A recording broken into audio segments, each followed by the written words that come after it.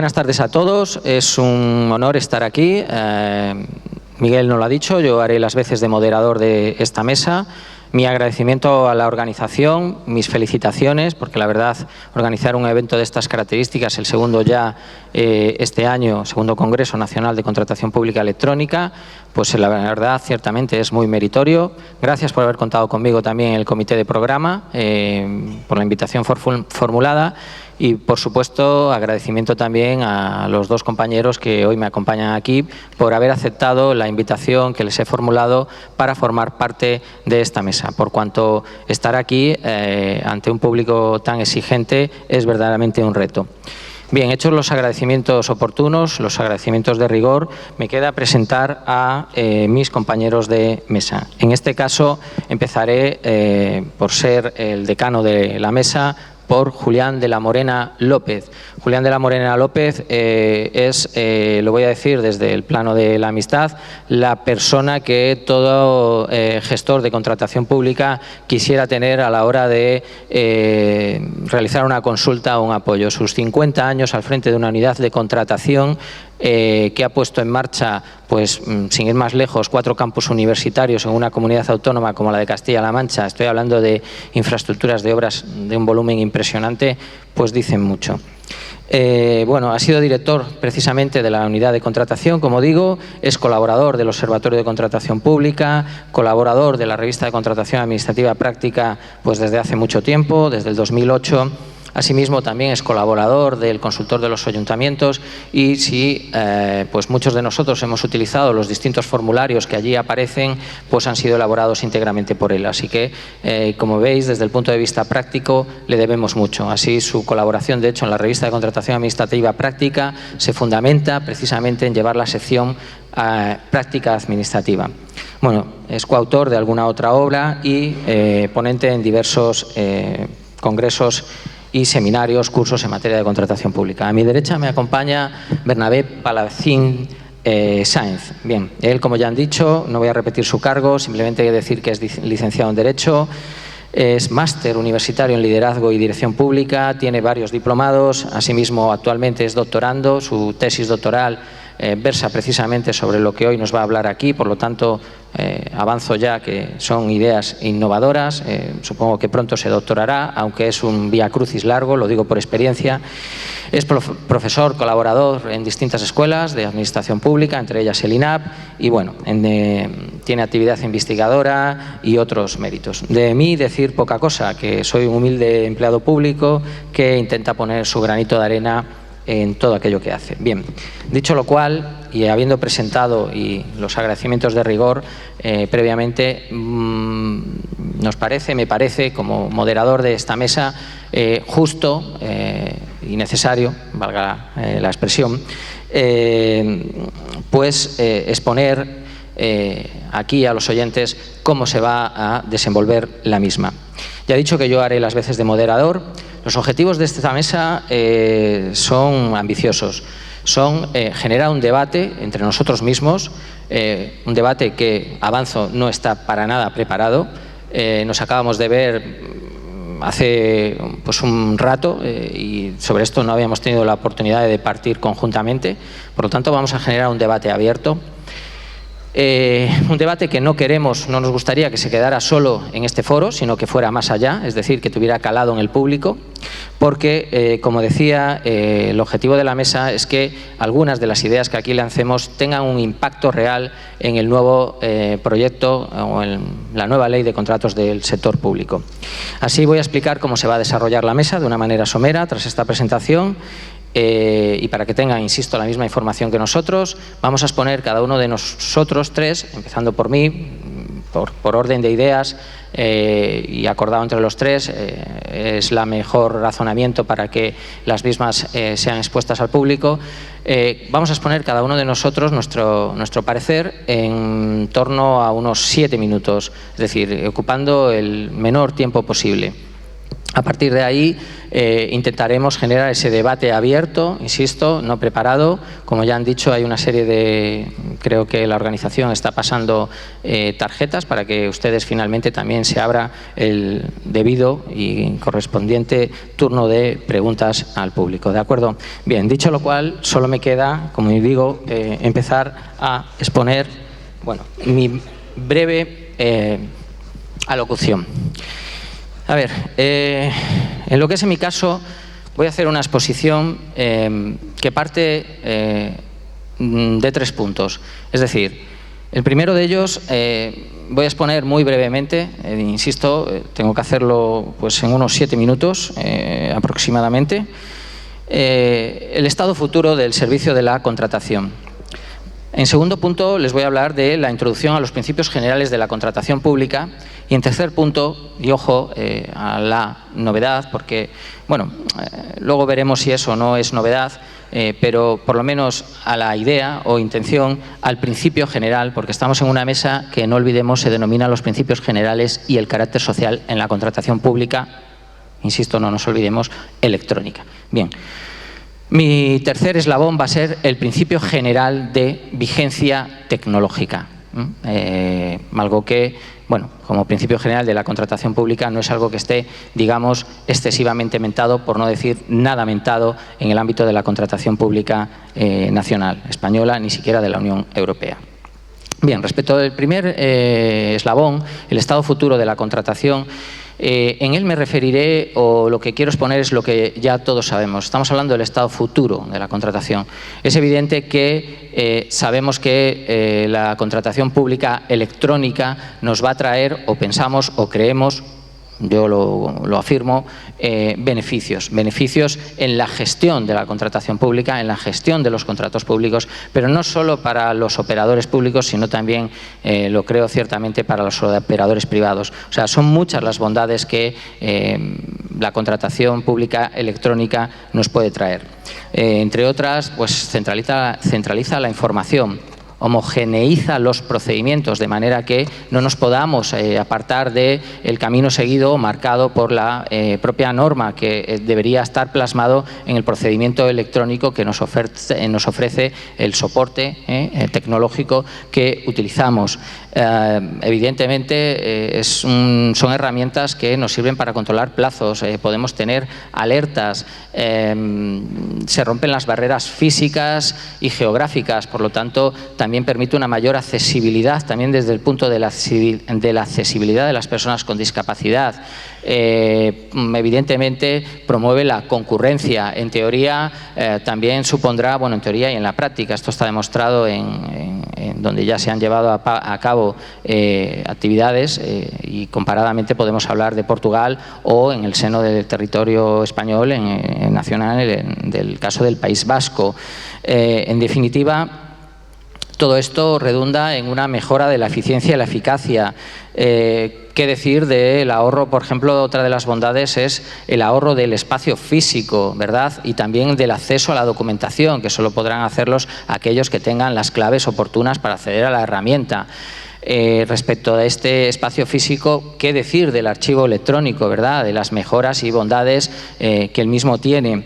En fin, no me puedo olvidar de mencionar también la importancia del tratamiento de los datos. Es decir, no olvidemos que la contratación pública mueve aproximadamente un 20% del PIB, pero a mí me parece un dato que siempre traslado, muy importante, y dado que estamos en el ámbito social, si nos ceñimos a España, estamos hablando de un 20% del PIB de, pues, no sé si ahora somos 44 o 45 millones de habitantes.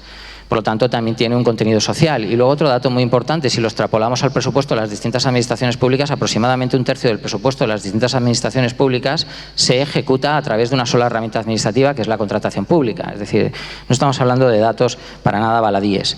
Bien, pues todo eso, ¿por qué pongo de relieve esos datos? Pues por la importancia de la minería de datos que se puede obtener de la contratación pública electrónica. Bien, por último, ¿cuál es otra de sus bondades? Y ya voy hacia el segundo eslabón. Pues evidentemente favorece la aplicación de los principios generales de la contratación pública, la trazabilidad del procedimiento, la transparencia, la publicidad, he dicho antes, la concurrencia competitiva, la accesibilidad, etcétera, etcétera, etcétera. Bien, dicho lo cual, hemos aterrizado en los principios generales, que es la mesa de la que parte el nombre de la mesa que aquí tenemos.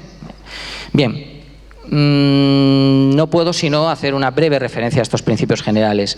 ¿Cuáles son? Evidentemente, todos los poderes adjudicadores tienen la obligación de cumplir con los principios generales establecidos en el Tratado de Funcionamiento de la Unión Europea. Hablamos de 4 principios de las 4 libertades y de los principios generales conocidos por todos, que antes ya he citado y que no voy a reiterar. Bien, otros podríamos hablar de la proporcionalidad, en fin, de un montón de ellos. Bien, ¿cuál es la importancia de estos principios generales? Evidentemente yo los tengo siempre, hace un momento en una conversación informal con Elena, la presidenta del Tribunal de Madrid, decíamos que al final yo le decía que yo aplico 2 cosas finalmente, que son los principios generales y el sentido común, ¿verdad? Bien, muchas veces eso nos da las soluciones. Por lo tanto, los principios generales que se ven mejorados con la contratación pública son muy importantes porque tienen la finalidad de evitar la inseguridad jurídica que nos proporciona el actual sistema legislativo que tenemos en España. Ya no hablo de la aplicabilidad del efecto directo desde el pasado 18 de abril de 2016. La modificabilitis, acuño esta expresión, crónica que sufre la normativa de contratación pública española no solo en este texto refundido que actualmente tenemos vigente, sino, digamos, por costumbre en España, ¿vale? Ya es un hábito. Bien, eso genera una inseguridad jurídica muy importante que los principios generales cubren con una triple función, que es servir de criterio de interpretación, solventar las lagunas que pueda haber en esa normativa y, por último, y muy importante, asegurar la unidad de todo el sistema. Bien. Tengo que clasificar, y voy terminando porque se me pasa el tiempo en un par de minutos. Estoy aún en tiempo, pero se me va a acabar. Es necesaria, yo creo que se puede hacer una triple clasificación de los principios generales, así lo formulo yo, muy sencilla. Aquellos conocidos y comúnmente aceptados por todos. Principio de transparencia, publicidad, concurrencia competitiva, incluso el de moralidad, ahora llamado de integridad en la nueva ley, es un principio que lleva con nosotros desde siempre. Bueno, en fin, no los voy a anunciar porque los conocemos, están en el artículo 1 del texto refundido, están en el preámbulo de las directivas actuales, de las anteriores, de la de 2004-18, de la de 2004-17, etcétera. Bien, en un segundo estadio podríamos situar a aquellos principios generales fácilmente aceptables por todos nosotros y que digamos que podríamos denominar no como novedosos, porque no son necesariamente novedosos, pero sí recientes, esa es la palabra. Por lo tanto, dentro de estos principios es donde podríamos ubicar al principio general en la contratación pública de vigencia tecnológica, ¿vale? Hasta ahora no enunciado. Los principios generales, para que tengan efectos, deben positivizarse en nuestros textos. Es decir, deben pasar a ser derecho positivo, porque Rebollo Puig decía que los principios no se descubren, o sea, no se inventan, perdón, sino que se descubren, están íncitos en nuestro ordenamiento jurídico. Probablemente nadie aquí ponga oposición a, bueno, pues que el principio de vigencia tecnológica es comúnmente o fácilmente aceptable por todos. Por tanto, por eso lo podemos ubicar en ese segundo estadio. Y un tercer estadio importante es donde ubicamos a aquellos principios de difícil inclusión, que necesitan una apuesta por los mismos, que necesitan ser impulsados, ser defendidos, que, insisto, están en nuestro ordenamiento jurídico, y en esos pues puedo enunciar 2, que son el principio general de desarrollo humano y el principio general de sostenibilidad ambiental en materia de contratación pública. Estos principios ya existen en el derecho positivo de algunos estados, por lo tanto no son tal una novedad y vienen existiendo desde aproximadamente una década. No tengo tiempo para fundamentar la necesariedad de los mismos, pero vamos, lo afirmo y lo he puesto por escrito y siento si alguien no comparte la opinión, pero ya lo he publicado. Dicho lo cual, el principio general de vigencia tecnológica, porque no nos olvidemos que estamos en un Congreso Nacional de Contratación Pública Electrónica. He caído, al final, en el principio general de vigencia tecnológica. Primero apuesto por su positivización, es necesario. Ya he dicho que es de reciente aparición, que no es una novedad, pero quiero exponer las ideas de este principio general desde dos puntos de vista. Desde el punto de vista que tiene que estar presente en el objeto del contrato, por lo tanto estamos hablando de la fase de ejecución, pues desde el punto de vista de la reposición del bien, de la reparación, de su vida útil, de su duración. Luego hablaremos de ello, incluso de otros aspectos, pero tiene que estar presente, es decir, sin ir más lejos, que la tecnología que utilicemos en el objeto del contrato, dicho de una manera coloquial, sea tecnología punta, ¿de acuerdo? Y por lo tanto tiene posteriormente una segunda vertiente, que es la de las dos primeras fases del expediente de contratación, la fase de admisión y la fase de adjudicación, valoración o valoración. Bien, este principio de vigencia tecnológica tiene que estar presente en nuestros procedimientos y en las herramientas que utilicemos para ponerlos en marcha. Y eso deriva, si no, está intrínsecamente ligado a la contratación pública electrónica. Por eso cabe analizar si, sabiendo que la positivización de los principios generales supone su obligatorio cumplimiento, si nuestro nuevo texto que está ahora mismo en marcha contempla verdaderamente este principio general de vigencia tecnológica, es decir, si tenemos una verdadera contratación pública electrónica. Le voy a dar paso a Bernabé, me he excedido un poco de mi tiempo, le pido disculpas a mis compañeros. Bernabé, por favor. Buenas tardes a todos. Gracias, Julián. Gracias, Jaime, y a todos ustedes por tener la oportunidad esta tarde de comunicarnos con un tema tan interesante, a pesar de esta hora que es un tanto difícil por la hora de la tarde, ¿de acuerdo? Yo recojo la palabra de Jaime cuando se refiere a esa segunda clasificación, a ese segundo estadio de principios conocidos, aceptados por todos, que habla de la promoción del desarrollo de las personas, de la promoción del medio ambiente. Y me pregunto, en un marco como en el que estamos, en un congreso de contratación electrónica, me pregunto si la contratación electrónica contribuye algo a desarrollar estos principios. ¿Para qué sirve? ¿Qué necesitan? ¿Estos principios necesitan de la contratación electrónica?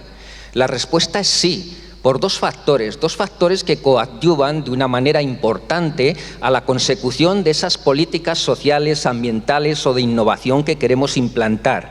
Por una parte está el ahorro que se produce en una gestión más eficiente, el ahorro que se produce en evitar desplazamientos, en evitar papel, cargas administrativas, etcétera. Pero con ser esto importante no es lo más destacable. Lo más destacable es que esos ahorros, con esa contratación electrónica nos va a facilitar una mayor competencia, una mayor concurrencia. De ahí van a surgir mejores ofertas, de ahí vamos a tener más licitadores dispuestos a optar por nuestros contratos que ya llevan esa carga de responsabilidad social, que llevan incluido, ínsito, ese posicionamiento a favor de políticas sociales y ambientales. Este es el verdadero valor que tiene la contratación electrónica en cuanto que democratiza el procedimiento. Y si atendemos a los principios que la rigen, principios como accesibilidad, transparencia, eficacia, eficiencia, etcétera, estos mismos principios son los que encontramos en la Ley 40. Son principios que sustentan una administración que opta por un procedimiento electrónico, y este procedimiento es el que sirve para impulsar, para apoyar estas políticas en las que queremos influir. ¿Cómo llevar esto a la práctica? Porque claro, una cosa es predicar y otra es dar trigo. Bueno, hablamos de una administración en la que debemos plantearnos el qué y para quién se hacen las cosas. Esto es primordial. El qué y para quién habla de estas políticas en las que queremos incidir. El cómo, que sería el siguiente paso, sería cómo se llevan a cabo, con qué procedimientos. Aquí se sitúa el tránsito de una administración meramente burocrática, una administración que está orientada hacia el cómo se hacen las cosas y muy lejos del para quién se hacen las cosas, y que necesitamos, dentro de este nódulo central donde se fabrica el procedimiento de contratación, necesitamos esa migración para que, atendidos estos principios que rigen la contratación electrónica, pero que también rigen el procedimiento electrónico previsto en las leyes 39 y 40, los necesitamos para hacerla más eficiente, para conseguir esa mayor concurrencia que es vital para contribuir a estas políticas. Y por último, una vez que trabajamos en este procedimiento, necesitamos preguntarnos qué resultados obtenemos, qué impactos. Es decir, de nada sirve introducir un procedimiento electrónico, observar estos principios, aparentemente tiene todas las ventajas, pero ¿cómo sabemos si verdaderamente hemos incidido en las políticas sociales y ambientales? ¿Cómo sabemos si hemos favorecido a las personas, como dice la Comisión Europea, con múltiples desventajas, a aquellos excluidos socialmente, a aquellos que para los que no se respeta un plan de igualdad, a las personas con discapacidad? ¿Cómo sabemos si los impactos que la administración pública tiene con el consumo de sus bienes y servicios en el medio ambiente están siendo de alguna forma corregidos, limitados?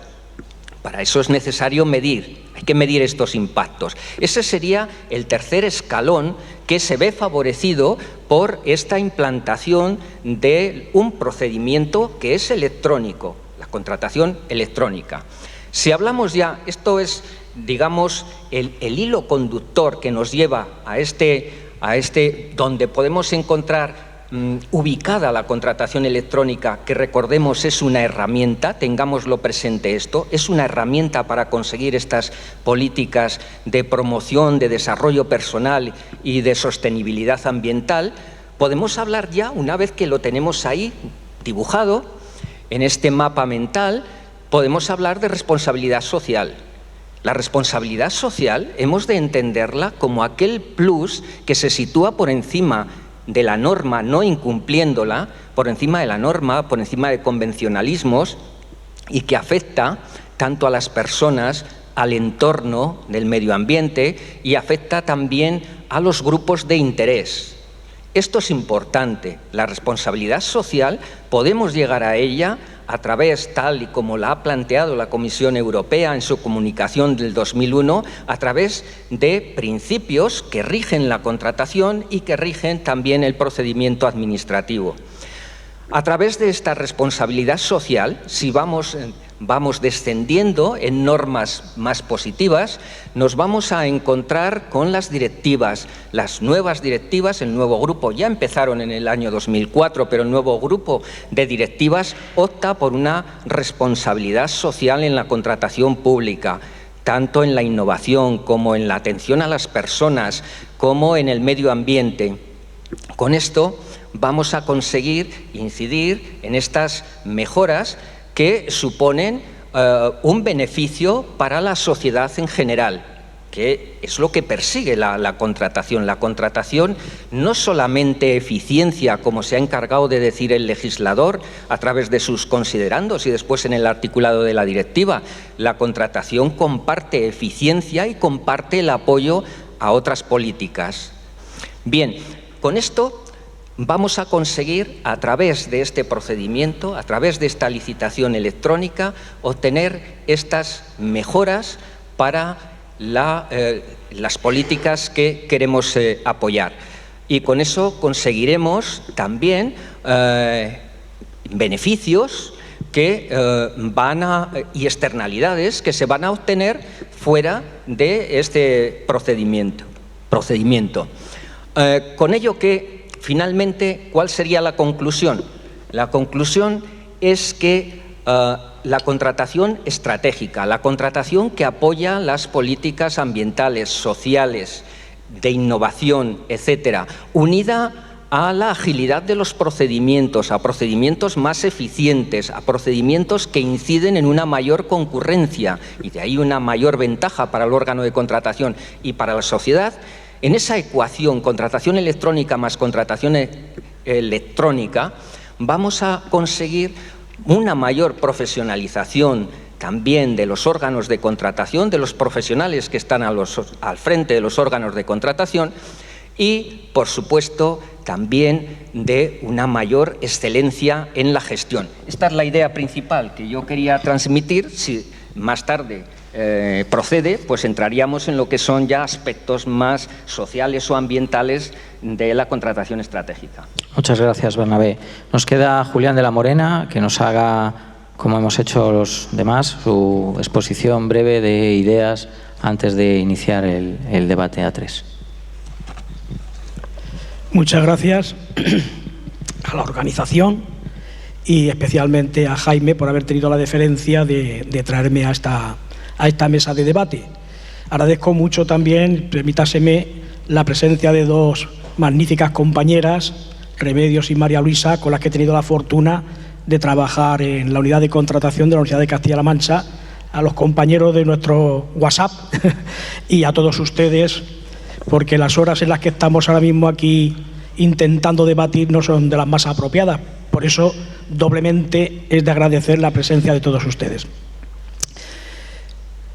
Como ha dicho en la presentación Jaime, pues claro, aquí mi presencia es fundamentalmente por lo del pelo blanco y por la ancianidad que llevo ya en la solapa, cosa natural. Para eso han tenido que pasar, como ha dicho Jaime, casi 50 años de tortura administrativa, especialmente en materia tan compleja y complicada que imagino que coincidirán en mi comentario, que es la contratación pública.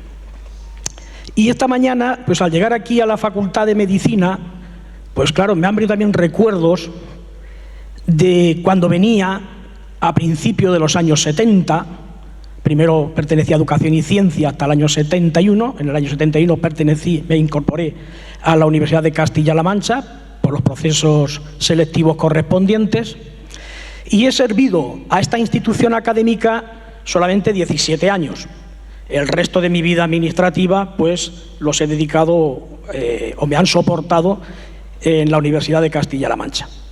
Y cuando he llegado esta mañana decía, pues he visto un grupo de muchachas y de muchachos con sus atuendos deportivos corriendo por las zonas ajardinadas de esta maravilla de ciudad universitaria. Y no se me ha ocurrido preguntarle, oye, ¿y vosotros por qué corréis? Porque cuando yo venía en los años 70, principios de los 70, y veía también a un grupo de jóvenes, muchachas y muchachos corriendo, yo también corría. Porque había que huir. Se huía, no se corría. Entonces, no preguntaba que si es que estábamos huyendo, porque los manguerazos venían por detrás y las porras también andaban un poquito sueltas, lo cual me complace de haber sobrevivido a todos estos tiempos y poder ahora pues también comprobar esta juventud sana, deportiva, que gozosamente disfrutamos en nuestra España.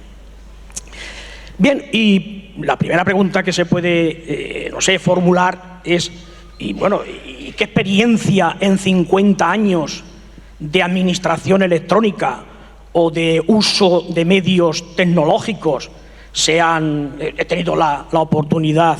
Perdóname, Jaime, si me voy un poco del guión, pero es que me gusta comentar esto con la gente joven. Pues miren ustedes... A Julián, lo he dicho, es un reto tenerle, lo conozco, es amigo, es anárquico y tiene la palabra. Soy muy breve.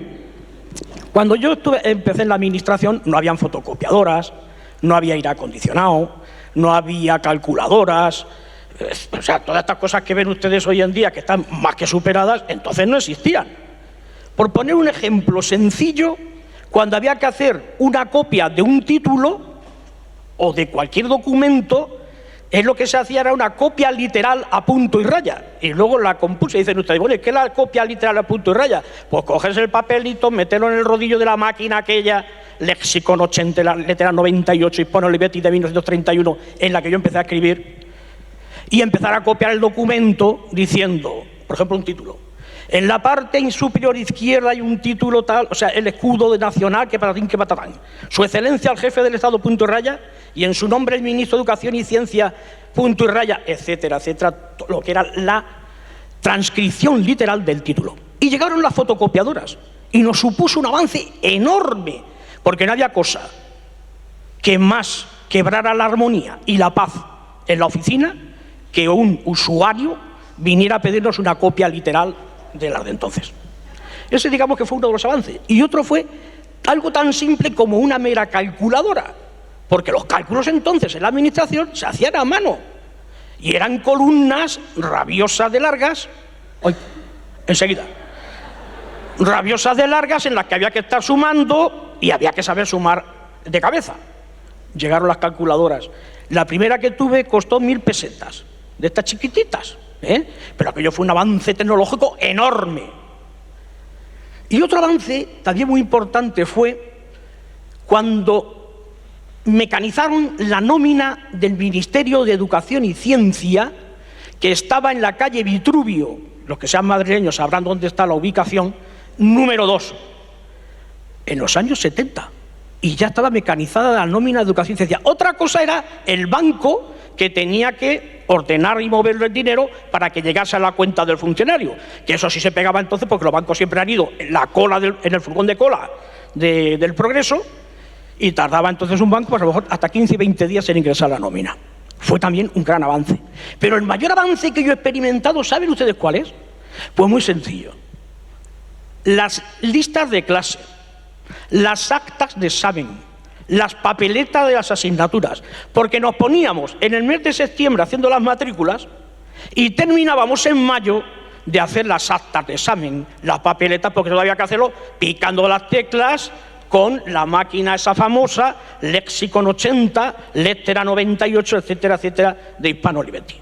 Así que cuando aquí esta Universidad Complutense nos reunió y nos dijo que íbamos a tener libros de matrículas electrónicos, actas electrónicas, papeletas electrónicas, ya ha sido el progreso que más he disfrutado de mi vida profesional. Es decir, me supuso 8 meses de trabajo en apenas una semana.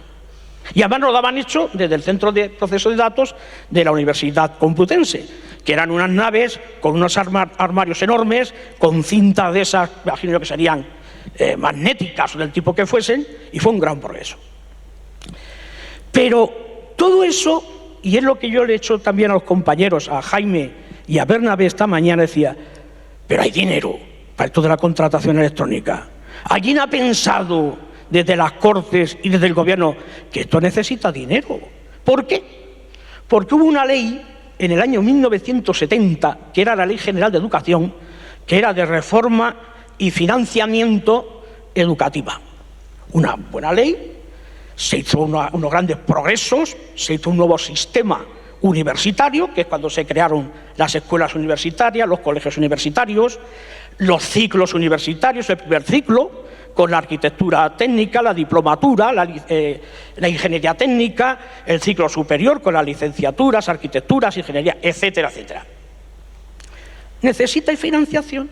Pero yo es que no he visto todavía por ninguna parte, ni siquiera en los presupuestos generales del Estado, si efectivamente alguna de esas macropartidas, o aunque sea micro o mini partida, se va a dedicar a la contratación pública, porque vale dinero. Y el segundo aspecto que me preocupa enormemente es la formación del personal. ¿Por qué? Porque miren ustedes, o mirad, compañeros, os trato a todos de compañeros. Si no hay formación, la ley va a caer por su propio peso.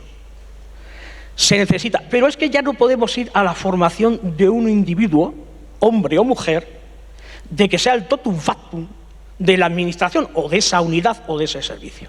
Eso ya ha pasado a la historia. El superjefe o el magnífico jefe o el todo lo sabe, eso ya ha pasado a la historia. Esta contratación, esta que viene en el proyecto e incluso la que estamos todavía viviendo de ese Real Decreto Legislativo del 2011, exige que se interactúe entre todas las unidades, servicios o secciones que participan en la contratación. Lo que es un disloque es lo que venía ocurriendo antes. Le voy a poner un ejemplo muy sencillo para que ustedes lo entiendan. El proponente del contrato, y hablo de una universidad en la que hay, que me corrijan las compañeras Remedios y María Luisa, si no estamos hablando de 1.500 potenciales proponentes de contratos. Es decir, todos los profesores proponentes de contratos. No hablemos de los directores, decanos, de centros, de departamentos, directores de grupos de investigación, profesores que tienen ayudas por sus empresas, por sus spin-off o por donde consigan subvenciones. El hecho de querer comprar lo que es un mero microscopio, pues ya es un proponente porque no va a decir qué microscopio es el que quiere. Tenemos la unidad, lógicamente, que es la que gestiona el contrato, que es la unidad de contratación.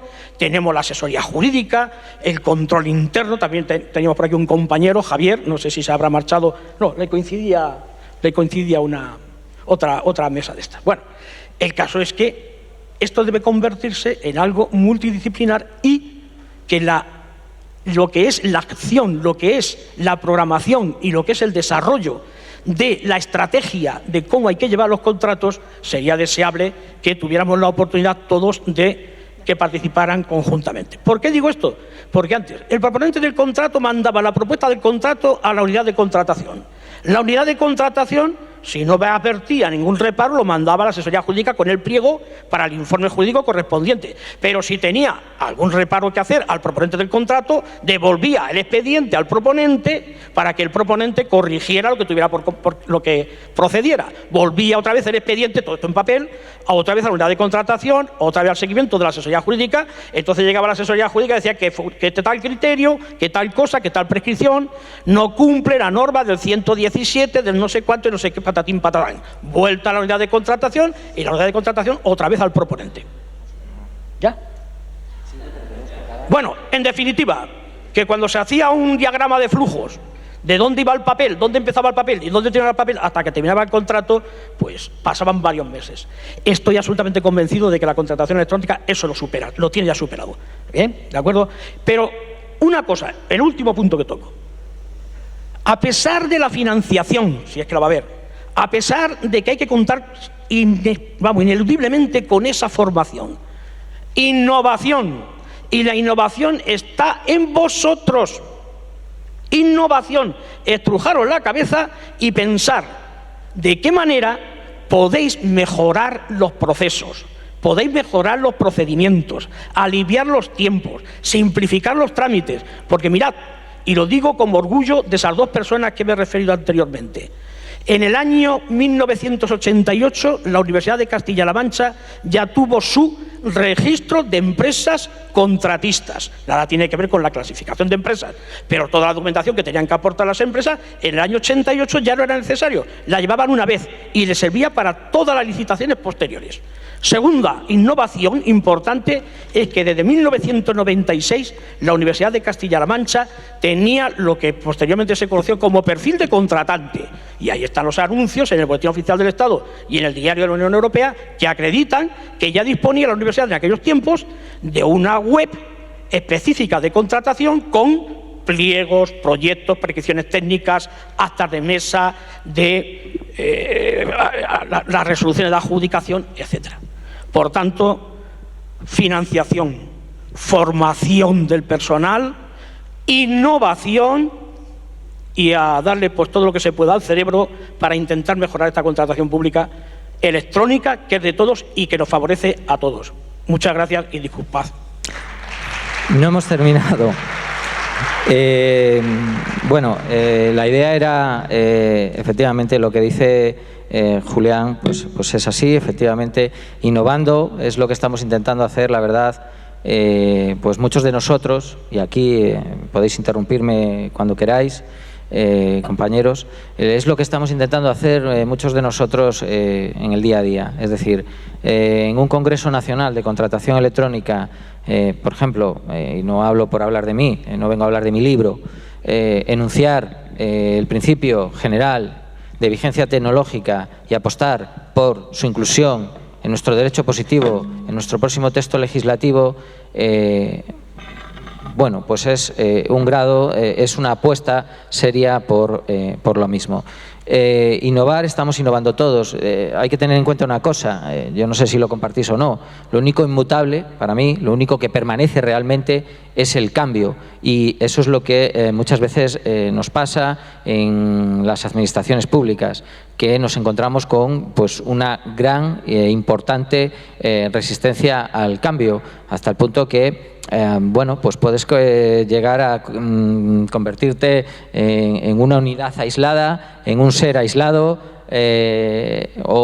aislado en el buen sentido de la palabra, aislado en el sentido de no ser comprendido o no compartir pues, tus ideas de progreso. Al final, muchas veces lo que ocurre es que venimos pensando en que, bueno, todo nos lo darán hecho, somos empleados públicos, pero no es así. Tenemos enfrente una ciudadanía que, bueno, pues aboga porque efectivamente se gestione el dinero público pensando efectivamente en la propia ciudadanía, porque bajo mi punto de vista el derecho público, el derecho administrativo, el derecho a la contratación pública ha ido descendiendo, no tiene otra finalidad que la atención a aquellos a los que sirve. Y creo, lamentablemente, que es una vertiente del derecho esta olvidada en los últimos tiempos. Es decir, se ha primado eminentemente la vertiente económica. Cuando bueno, si uno lo piensa, los principios generales, por ejemplo, de los que yo hablaba antes, son económicamente sostenibles a corto, medio y largo plazo. Bueno, como mis compañeros no me interrumpen y el tiempo se me acaba y quiero dar respuesta a la pregunta que tenemos, voy a hacer simplemente unas breves conclusiones. En esta mesa, en mi caso, he apostado por la positivización en el derecho de la contratación pública de una serie de principios generales, y dado que estamos en, ¿por qué? Por la importancia, son el alma mater del derecho, el alma mater de la contratación pública, son la madre nutricia de la misma y aquel elemento al que finalmente debemos agarrarnos. Debemos apostar, por tanto, por el principio general de desarrollo humano,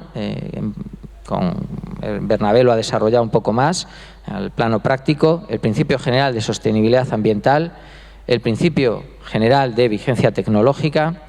Y en palabras de Bernabé, estoy concluyendo nuestras exposiciones, esa contratación responsable en el marco de una contratación pública electrónica. Yo acuño también una palabra que es que actualmente no tenemos una contratación pública electrónica, sino que tenemos una contratación pública y electrónica, lo cual nos lleva a esa duplicidad, a ese híbrido que vivimos en el día a día los que trabajamos en contratación pública. Bueno, decía que Bernabé apuesta por esa contratación responsable, es la exposición que creo nos ha realizado en el marco de una contratación pública electrónica que deriva evidentemente en una profesionalización del servicio de contratación que a priori y por pura lógica debería acabar en una excelencia en la gestión. Y aquí añado la voz de la experiencia ya manifestada sobradamente por Julián de la Morena, que todo esto está muy bien, pero volverá a ser en negro sobre blanco, pero de papel mojado, si no se aporta la necesaria financiación a todo esto, la necesaria formación, pero no solo la formación de los operadores públicos, también de los privados, y dentro de los operadores públicos, corrígeme si me equivoco, Julián, he entendido, de todos aquellos que formamos parte de la contratación pública, auditores, interventores, juristas, proponentes, sobre todo órganos proponentes que están muy perdidos y piensan que la contratación pública no les afecta. Y creo que esas son las conclusiones en las que podemos terminar esta mesa. Por último, tenemos una pregunta que, bueno, voy a leer, está dirigida a Bernabé, le voy a dar, bueno, está dirigida a mí o a Bernabé, pero le voy a dar la palabra a Bernabé.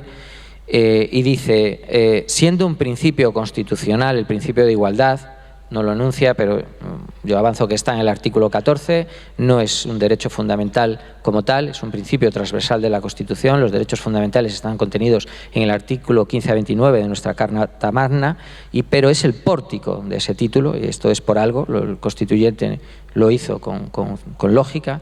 Dice: ¿por qué solo pueden utilizarse en la contratación los principios relacionados con el objeto del contrato? Esa es la pregunta.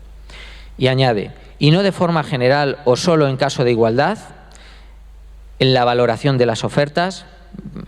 Perdón si no entiendo muy bien yo tampoco la pregunta. O sea, como criterios de igualdad. Bernabé, si tienes el gusto, por favor. Sí. Gracias. Entiendo que se está refiriendo al principio de igualdad, no al principio de igualdad de licitadores, sino al principio de igualdad hombre-mujer, en la valoración de los distintos criterios que nos sirven para la adjudicación del contrato. Brevemente, tenemos dos posibilidades. Una ya lo decía la Ley de Igualdad, la Ley 3/2007. A igualdad de puntuaciones puede ser de otorgamiento preferente a aquella propuesta aquella proposición, quiero decir, que contenga pues un plan de igualdad, no solamente el exigido por la ley para empresas de más de 250 trabajadores, etcétera.